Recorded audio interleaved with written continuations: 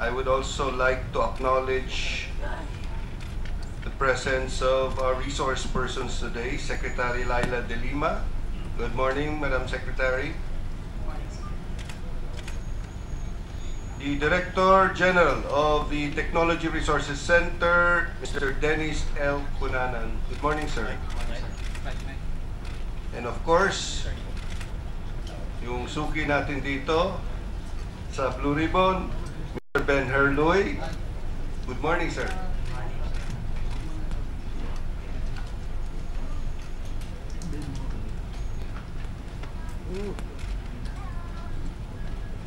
At this point, the Chair wishes to make an opening statement.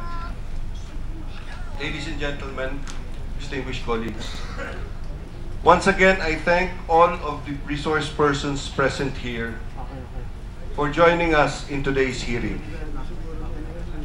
Katulad ng lagi kong sinasabi sa umpisa ng bawat hearing, nagpapasalamat ako sa inyo, hindi lamang para sa sarili ko at sa mga kapwa senador ko.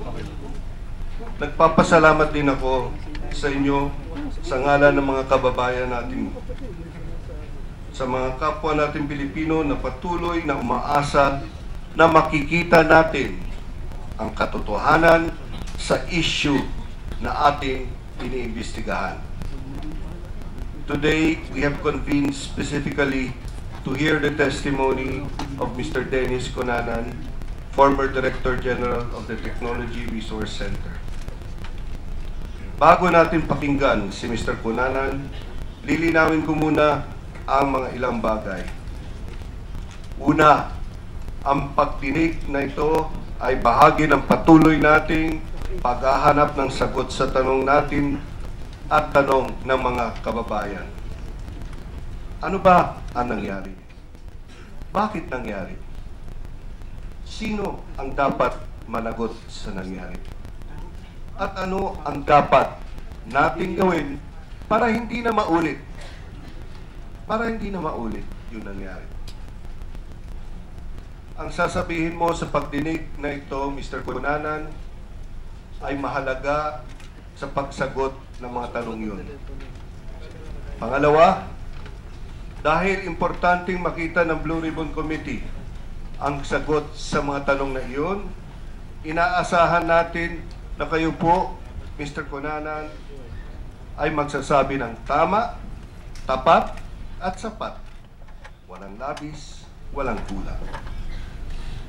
Inaasahan namin na hindi ka magpaligoy-ligoy at hindi mo paikutin ang mga mambabatas na nandito.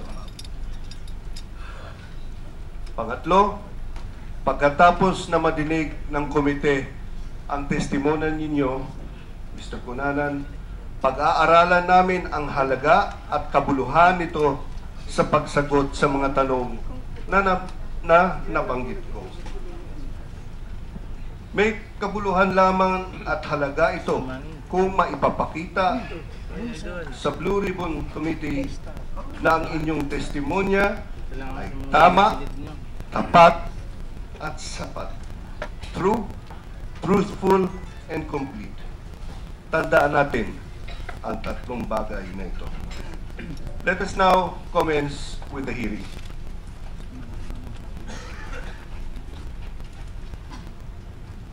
Just one administrative matter.